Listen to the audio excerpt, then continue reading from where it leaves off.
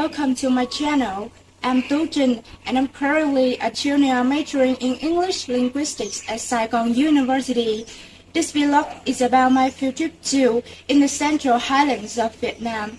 So now, let's get started with me to explore and experience the beauty of the famous attractions in the central highlands of Vietnam. Let's go!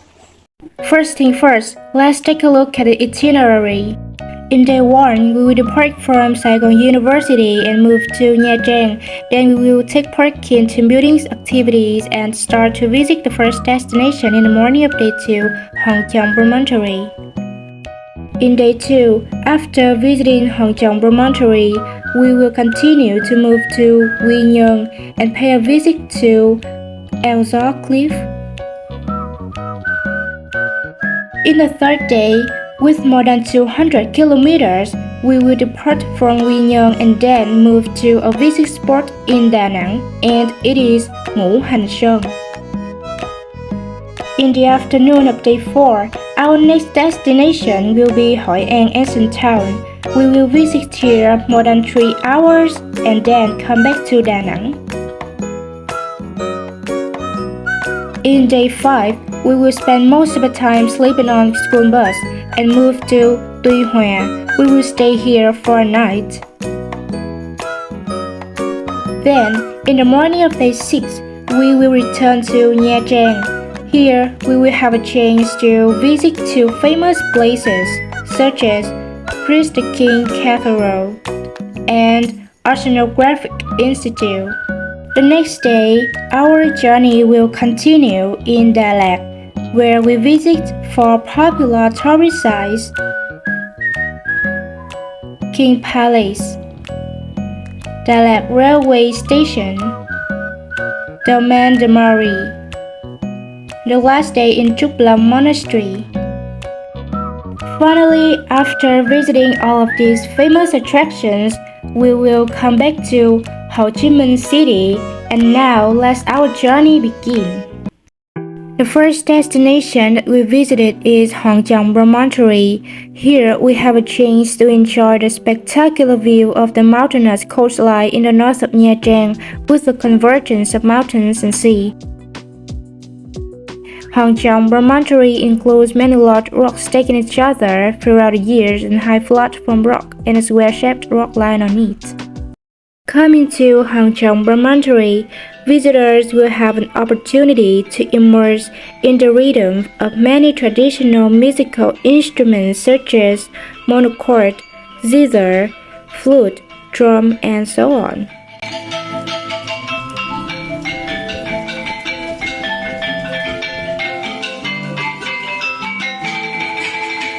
In the afternoon, we moved to Eo Gió, where cliffs join together. Eo Gió is located in Nhơn Lý commune of Quy Nhơn City. This place has the name Eo Gió, or the Street of the Wind, due to its geographic location. Located between 2 high mountains and the blue sea, tourists visiting Eo Gió may feel the coldness of the wind and the air sweep on their face.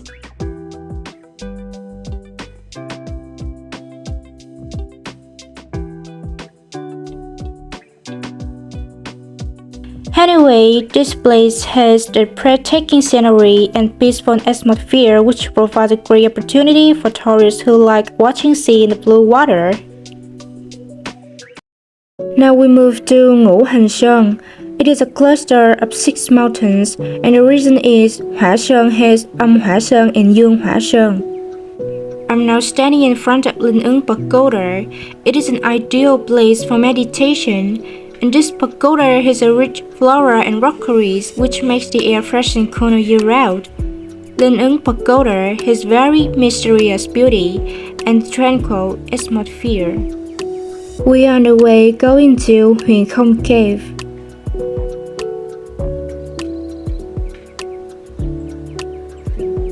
In the middle of the cave, there is a statue of Sakyamuni Buddha sitting majestically. Huyền Không Cave is located on Thượng Thai Peak, one of the 3 peaks of Thủy Sơn and the highest peak in the range of Ngũ Hành Sơn. The cave has a round dome and holes in the dome to let the sunlight shine in. making the whole cave become shimmering and magical. We are passing a narrow path and many slightly winding natural stone steps to get to Vọng Giang Đài, or the river watching tower. Vọng Giang Đài is located on Thủy Sơn Mountain. It is a perfect place for tourists to enjoy the panoramic view of Ngũ Hành Sơn from above. Vọng Giang Đài and Vọng Hải Đài make up Hòn Thủy Sơn. The next destination is Hội An Ancient Town. It was listed as a UNESCO World Heritage Site in 1999.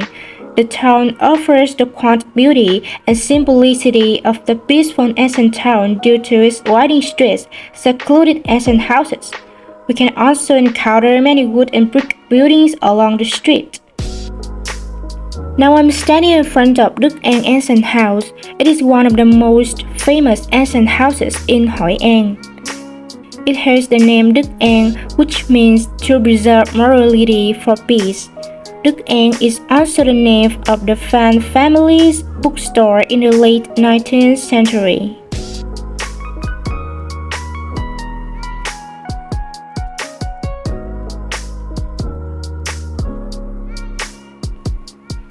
The owner has preserved the architecture of the house very well. Even small items such as wall paintings, pens, inkstones, chairs, bookcases. Đức An House is not only a unique architecture but also a historical building in Hội An. Thanks to that, visiting this house, visitors will get a deep insight into a lifestyle and the culture of the ancients. In Hội An Ancient Town, I also visited Assembly Hall of the Cantonese Chinese congregation. It was constructed by Chinese merchants in the late 19th century. It used to be the place for Chinese merchants to meet, exchange, and help each other. Today, there is no longer any organized cultural and religious activities as before. However, many precious and historical artifacts are still well preserved here. At night, there is a variety of nightlife activities. The night market is where the local vendors sell lanterns, souvenirs that tourists can buy and bring back home as a gift. Releasing the lanterns along the gentle water of Hoài River is considered a traditional festival of the people in Hội An. Moreover, taking a boat ride along the Hoài River can offer tourists an unforgettable experience when witness the ancient town and river illuminated with colorful lights.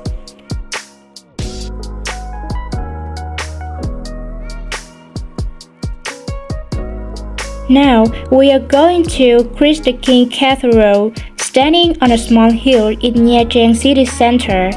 The church was constructed in 1928 by priest Louis Vallet and have become one of the most famous tourist attractions thanks to its unique architecture. It is built entirely of stone in Gothic style. Inside the church, it is very spacious and there are glass mosaics decorated on the arch window. The glittering lights offer the feeling of peace, serenity, and sacredness in my mind.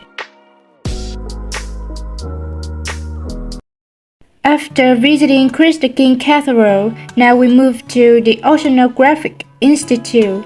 Established in 1923, Oceanographic is now the leading marine research institute in Southeast Asia.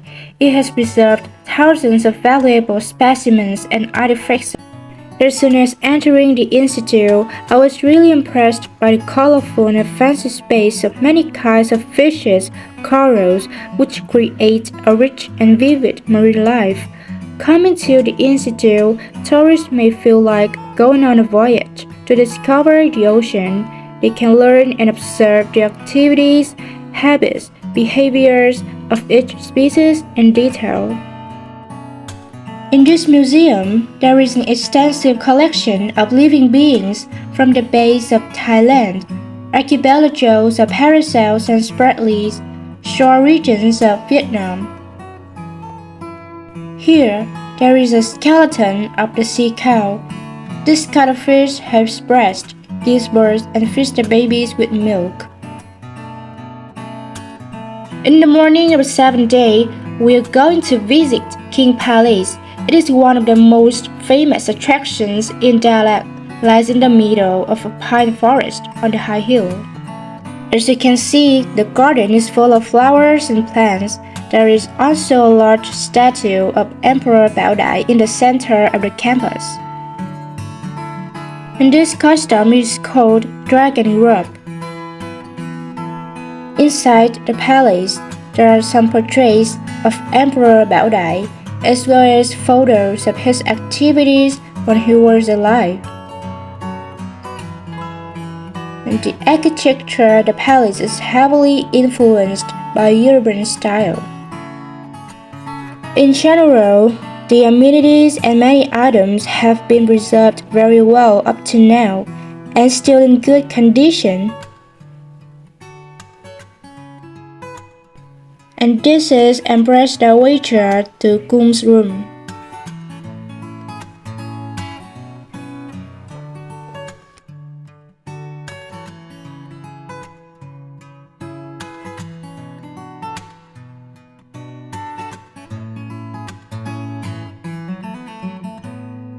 The working relaxing room of Emperor Baodai is where visitors can enjoy some services such as taking photos, dressing up as the royals, or sightseeing activities.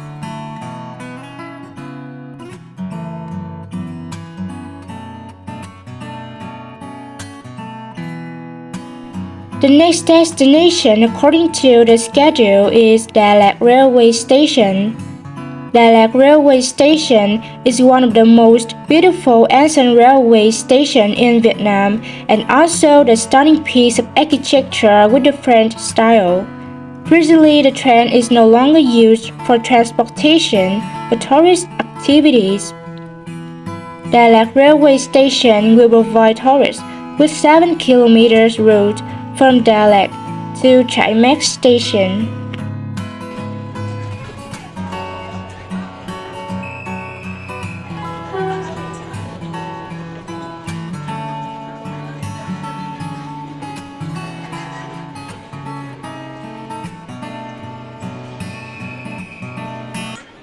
In the afternoon, we are heading to Domaine de Marie Church. Domaine de Marie Church is also known Mayan Church. Here, more than 70 orphans were adopted and taught vocational skills such as weaving, embroidery, and painting. This is a cluster architecture including a chapel and 2 rows of houses of the Daughters of Charity Saint Vincent with a total area of 12 hectares. The large slab is covered with red tiles and the church's interior lighting system is made of stained glass frames, creating a sparkling and magical interior space. The last night of field trip 2, we have an unforgettable gala night with ethnic people. We have a cultural exchange and a ritual to welcome the god of fire. It is really interesting for the first time that I have to conduct a ritual like that.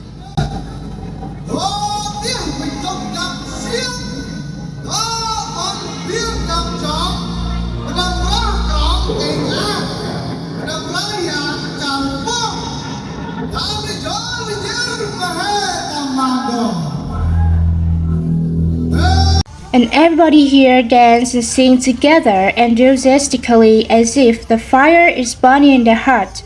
To be honest, this night is so special that I think I will never forget.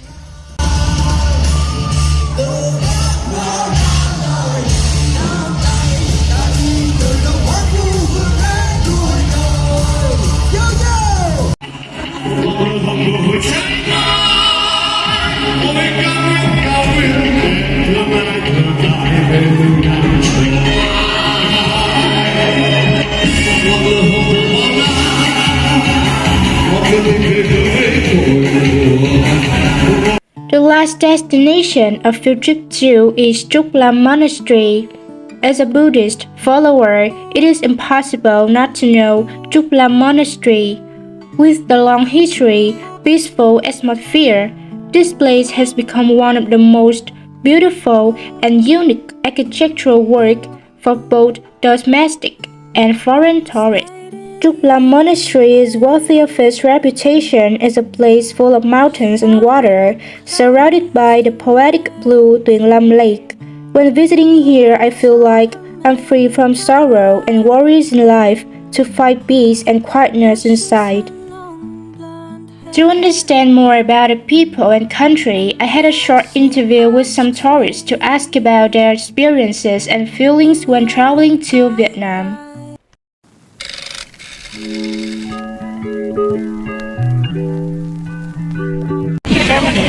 Germany. France.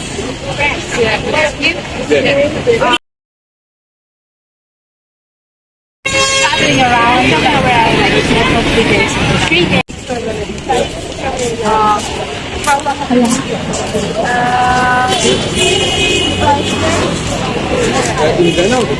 In Danang? Yes, exactly.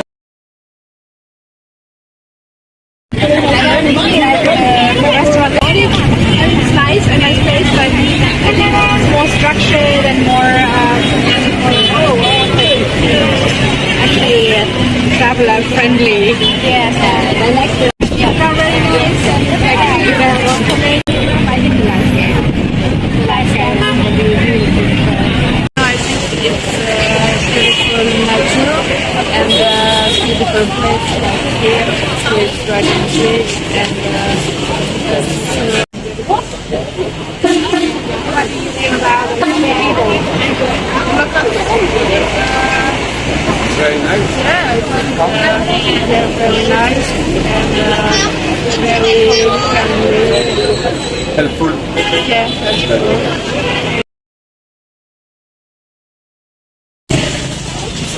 I love Dallas. Yeah. And I love Danang.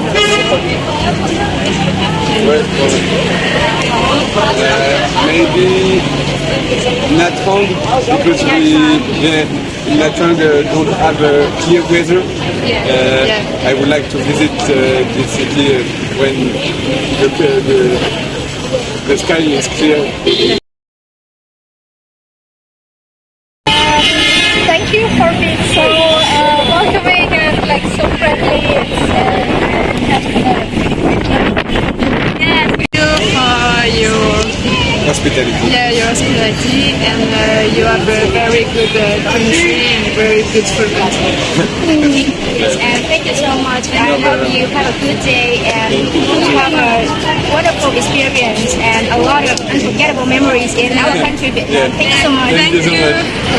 Thank you for interviewing with me. I hope you really enjoy the trip and have meaningful experience in our country, Vietnam. Thank you so much. Thank you so much. Yes, thank you. It's really hard for me to say that this is the end of our field trip. I just want to say thanks to members in this trip for giving me so much emotions and unforgettable memories. And I promise to myself that I will carry all of these precious moments in my heart. No matter how far I will go, you will be still in my heart forever. Thank you all for coming to my life and being an important part of my youth. Thank you for everything.